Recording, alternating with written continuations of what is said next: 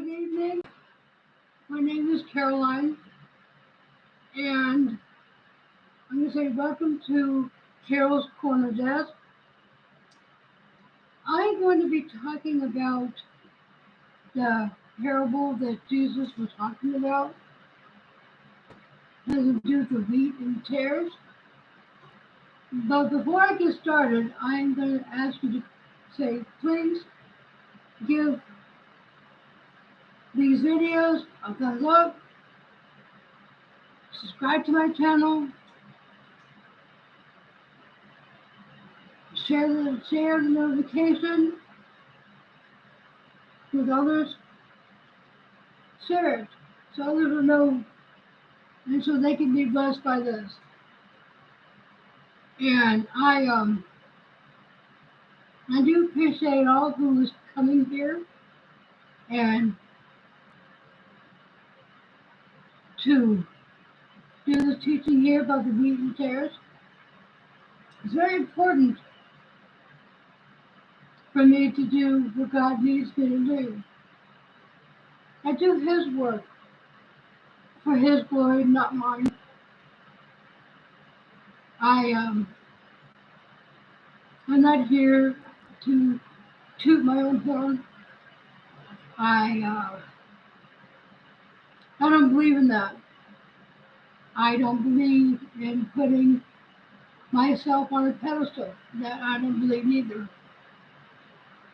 because it's wrong to do so. So be with me while I read this here. The scriptures is in Matthew chapter 13, starting with verse 24 through 30.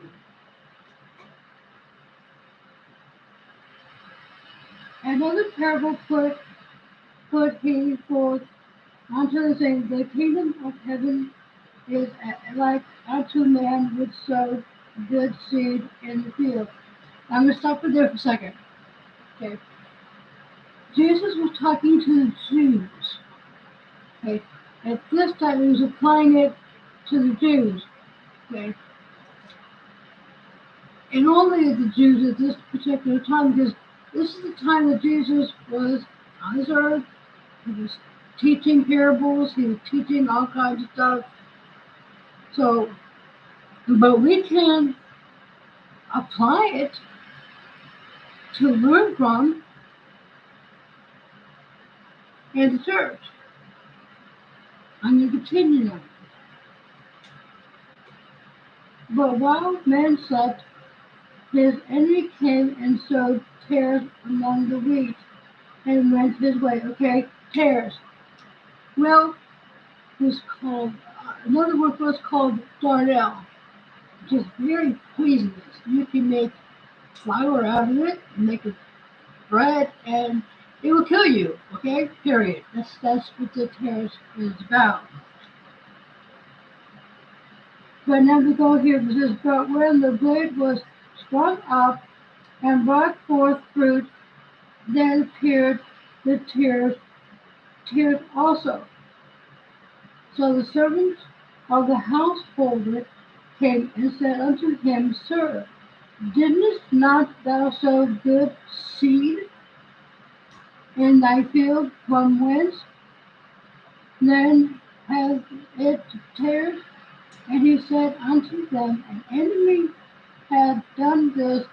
The servant said unto him, Wilt thou then that we go and gather them up? But he said, Nay. Now, nay means no. Okay, just so you know what I'm talking about. These, while you gather up the tares, ye root up also the wheat with them. Well, he told them not to do that. Because what he wanted them to understand is this is, it hasn't come to harvest, it hasn't come to, the actual fruit, the actual, before the harvest and everything.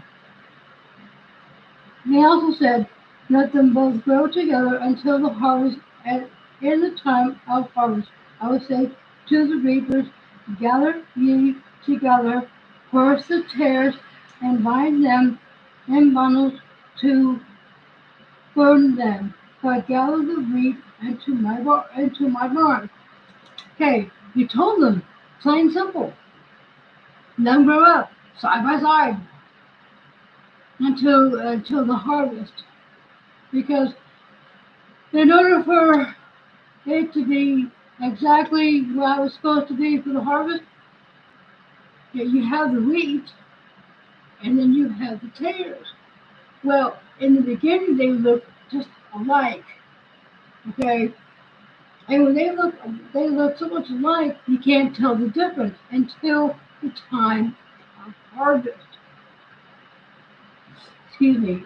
And that's when he told them, in time of harvest, I will say to the reapers, gather ye together first the tares and and bind them in bundles to burn them, but gather the wheat into my barn. It means the wheat is in his barn now. Okay, so it's not going to get burned, it's not going to do nothing. Okay, so now let's jump down to 36 in Matthew, same chapter, Matthew chapter 13. And we're going to start reading from 36 to 43. Okay, and this is what we talk about. Then Jesus sent the multitude away and went into the house, and his disciples came unto him, saying, Declare unto us the parable of the tares of the field. Well, declare means to understand, to know, to help us learn what all that means. He answered and said unto them, He that soweth the good seed is the Son of Man. Okay, the Son of Man is Jesus, the Son of Man. Okay, that's what that means. So you have to understand this because it will continue to unfold here in the story that I'm going to continue to read. So you'll have more of a better understanding of exactly what it's talking about, okay? Okay. The field is the world, the good seed are the children of the kingdom, but the tares are the children of the wicked one. Okay, the kingdom. Like I said at the beginning, the children of the kingdom are the Jews.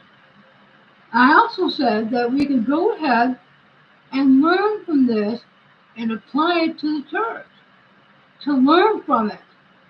So we can also have a better understanding of what's going on. I'm going to continue now here. But the tares are the children of the wicked one. The enemy that sowed them is the devil. The harvest is the end of the world, and the reapers are the angels. Okay, so you understand the wicked one. Okay, the devil.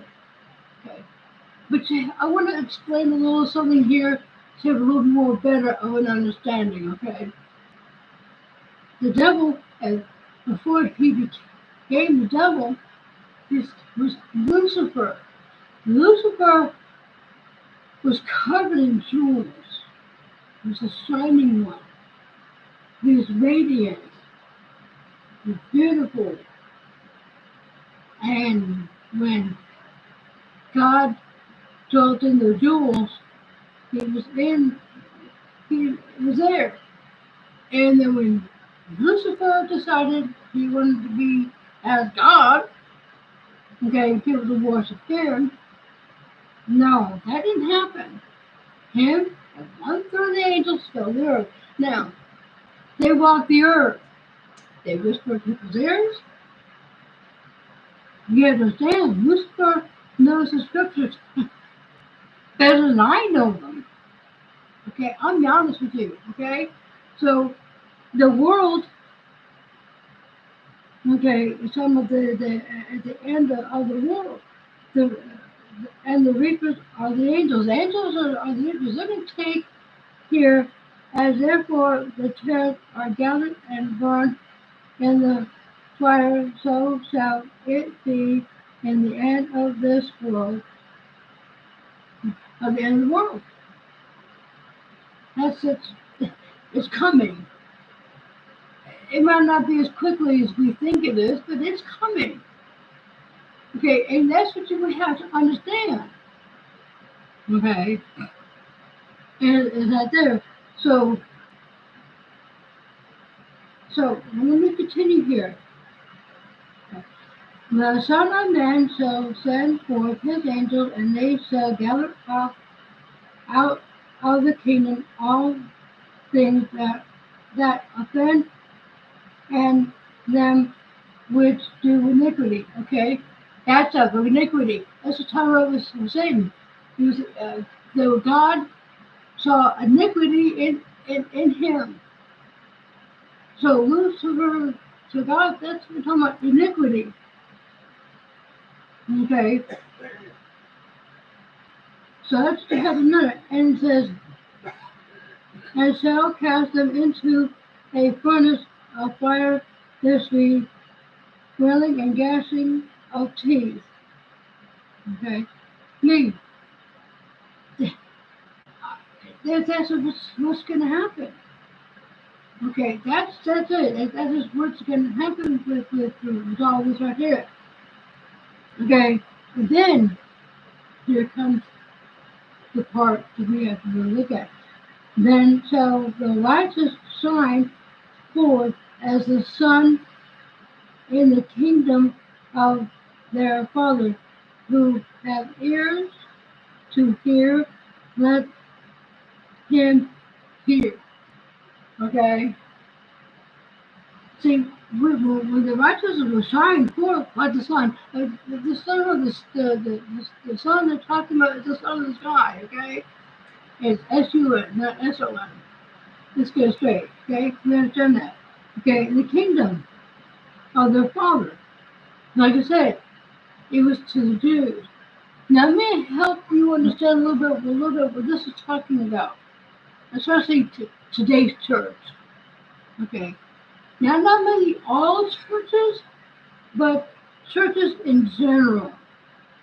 Okay, people have, uh, have allowed homosexuals into the church. Okay, they allowed them to teach from the pulpit. They allowed them to sing in the choir or the praise team called nowadays. Okay, or teach Sunday school. No, that's what all this is about. It's the wheat and tares.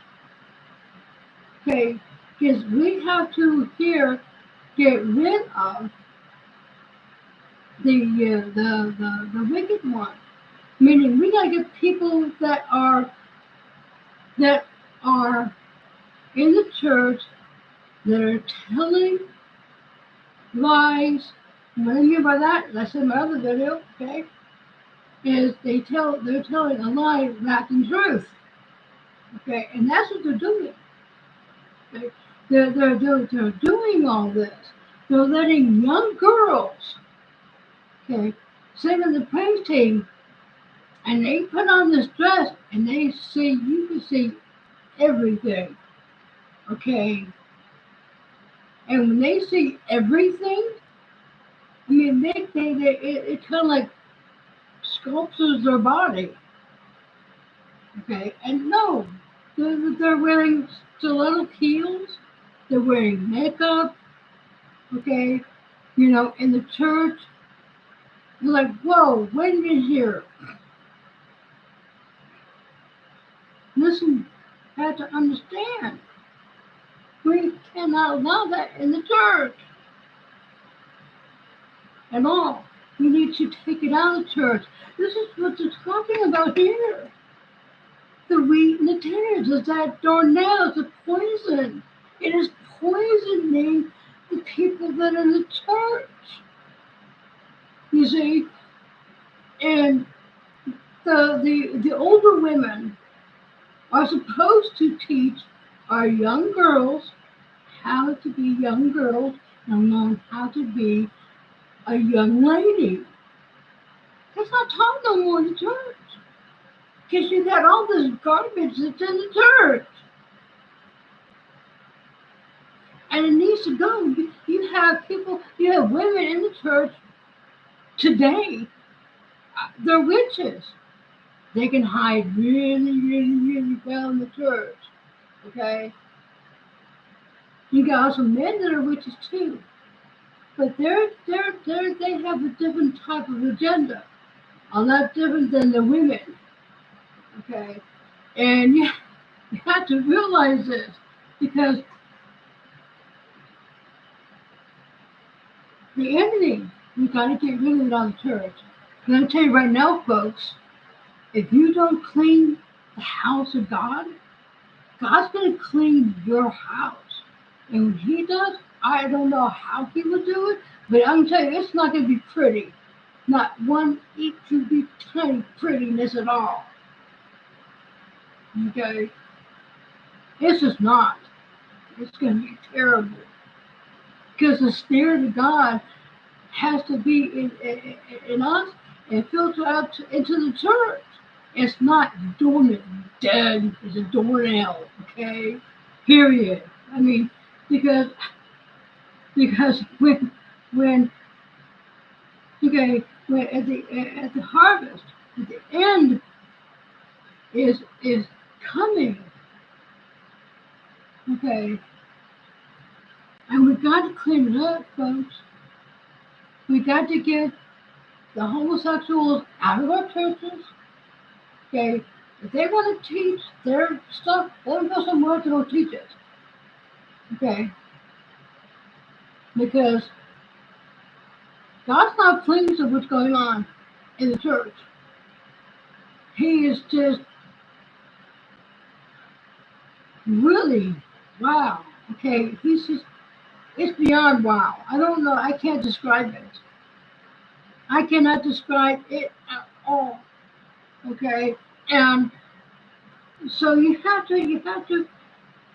understand these are difficult, sad times. And right now, grace is about to run out, and the judgment of God is just to come into full swing and full power. So, because you have to remember that Jesus is the head, and we are His body. Okay, that's what we got to remember. You know? So we have to stop taking the scriptures, taking them, turning them to suit us. Can't do that. It can't suit us. They're there to teach others how to look at themselves, how to discern spirits. That's one thing we've forgotten how to do, discern spirits. Okay? Because you've got spirits. You don't know if it's from God or not. Because we don't know how to look at ourselves. So if you want to find who you are, take a good look in the mirror. Look at yourself. I got to look at myself every single day. When I get up, I look in the mirror to see what I got to do, how I want to fix my hair, or whatever. If I don't want to fix my hair, that's okay too. Okay, I look at me every day. I have to. I got to put a check mark with me every single day of my life. And if I need to do that, well, guess what? So do you. Because you understand, there's people that are teachers and apostles and pastors and evangelists, okay, and prophets. If they are false in the church, You get rid of them. You tell them to get out. You don't want no part of them. Okay, you got to get rid of the false ones, the false teachings, the false. Because these people here, you know, a famous line is, "Touch not my anointed, and do my prophets no harm." What you have to understand is, God was talking to a heathen king. Are we heathens? We shouldn't be. We should be a child of God. Okay? Because he was trying to do that to Abraham. Abraham was his anointed. And Abraham was a prophet. His prophet. Let's get real, folks. Come on. Get right with yourself.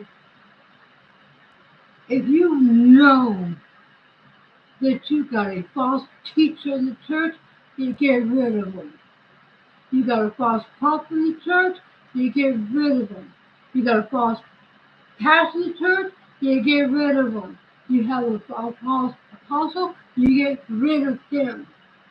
Okay? Clean the house of God. Plain and simple. Okay? Because if you don't clean your church, God's going to clean your clock. And I don't mean a clock on the wall either. He's just going to take it. He said, you don't. And I know what he's going to do. I can't tell God what to do. Who am I to tell God what to do? He'll do whatever he wants to do. Because you understand, God himself can raise children of Abraham, and Isaac, and Jacob out of stones. If God can do that, he can do anything he wants to. He could take a tree and move it that far. Now you might like what he did, but who cares? No matter what you like or what I like. You see, it's all here. It's here. It's his words are here. I read them to you, okay? The wheat and the tares, the darnel, the poison that crept into the church. And the church allowed it to happen.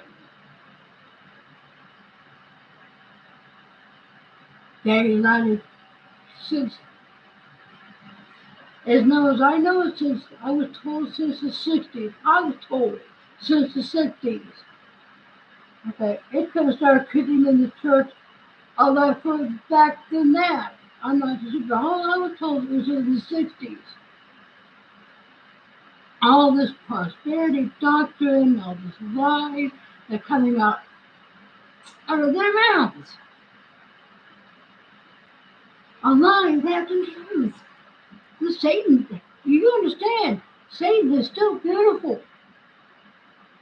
Okay, still be an angel of light. Okay, he can himself raise up ministers of light, but they're ministers of darkness. And these ministers of darkness are corrupting the church, corrupting the children that are in the church. Because they want to put themselves way up here. They need to be down. They're not supposed to look over Lord over you. Show me in here. Show me right here. It's not. It's not in here. So I'm gonna you have to understand is okay, because so when he asked the angels to gather up and bind the tares to be burnt. That's what he's going to do. That's it. The Father, that's what's happening. Now I'm hoping that this message here has blessed someone and have a better understanding of what Christ is teaching. So I'm going to say this to you. You go to your Bible, you look up Matthew chapter 13, you read verses 24 to 30, and from 36 to 43. Yourself, you make sure that I'm telling you the truth. Now, I'm teaching you the truth because I'm here to teach. I'm not a pastor, I'm a teacher. Let's get it right, okay? And you have to understand is that's what it is. So just read it for yourself. You make sure I'm teaching you the truth. You make sure that what I'm reading to you is out of this book right here. This book. This book here is God's Word. The truth of His Word is from the beginning of Genesis to Revelations. It's all here. It's all here. Black and white, red, whatever. Some of the Christ's words are written in red. Some of it written, talked about in black and white. Okay, so I don't know which book your Bible you use. That's up to you. I use the King James. I prefer that. That's my Bible. So all I'm asking you to do is please share this video with other people so they can be blessed by this word themselves.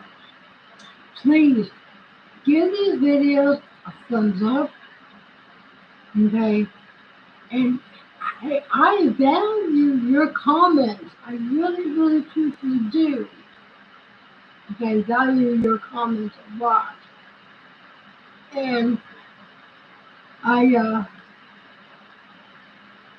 want to thank Lisa and Summer joining in tonight. I appreciate you two being here, and I hope that this message blessed you as much as it blessed me. Okay, giving it. Okay, so I love y'all. I love everybody who's came. Who's I don't know day or night or evening, afternoon where you live. Whenever you watch this video, I want to say thank you and God bless everybody that was here.